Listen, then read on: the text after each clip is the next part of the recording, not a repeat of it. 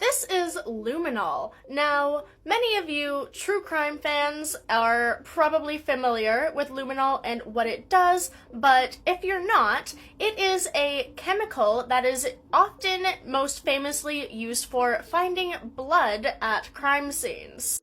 Luminol exhibits the property of chemiluminescence, which is basically what it sounds like, luminescence or light being produced by a chemical reaction. Now, unlike how it's shown in many crime shows, luminol doesn't just glow as soon as it's exposed to blood. There's a little bit of a process. Now, luminol, this chemical, it doesn't glow on its own. It only glows when it is in contact or exposed to a strong oxidizing agent. The most common oxidizing agent that is used is hydrogen peroxide, so once luminol and hydrogen peroxide are mixed, the chemical reaction starts. But where does blood come into this? Well, blood has hemoglobin, which has iron in it that forms the heme groups. And the iron in the hemoglobin acts as a catalyst, which increases the rate of reaction of the luminol oxidization reaction. So when luminol is mixed with hydrogen peroxide, the reaction starts. However, it is a rather slow reaction, so you only really get any effect when it is exposed to a catalyst such as iron, but also copper sometimes. And that's where it comes into play in crime scenes. Now, sometimes blood is quite obvious. It's like, oh yeah, that sure is blood.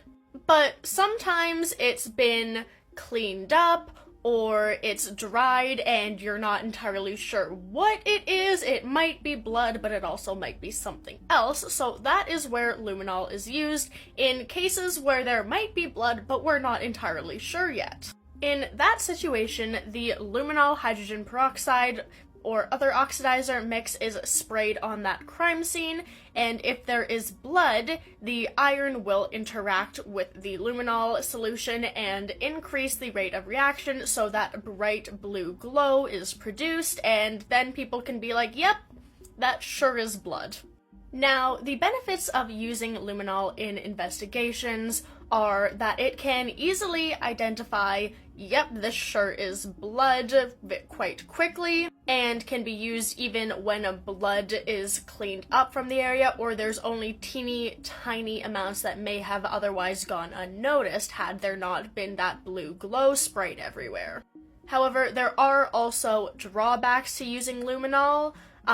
It is a rather short reaction, so the glow only lasts for about 30 seconds, but it can be reapplied, so it's not that much of a drawback. Additionally, blood is not the only thing that luminol reacts with. It can also react with other compounds, namely bleach, which can be a little bit useful because if the blood area was cleaned up with bleach, it would still produce the glow, and it can be less certifiably proven, but still hypothesized that there was blood there, it just got cleaned up, and now the luminol is reacting with the bleach instead of the blood.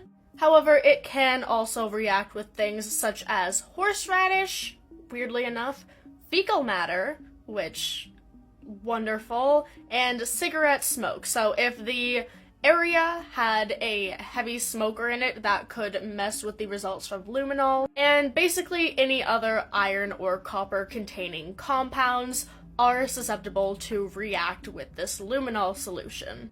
Also, the brightness of glow does not correspond to the amount of blood. It corresponds to however much luminol solution was put in one area.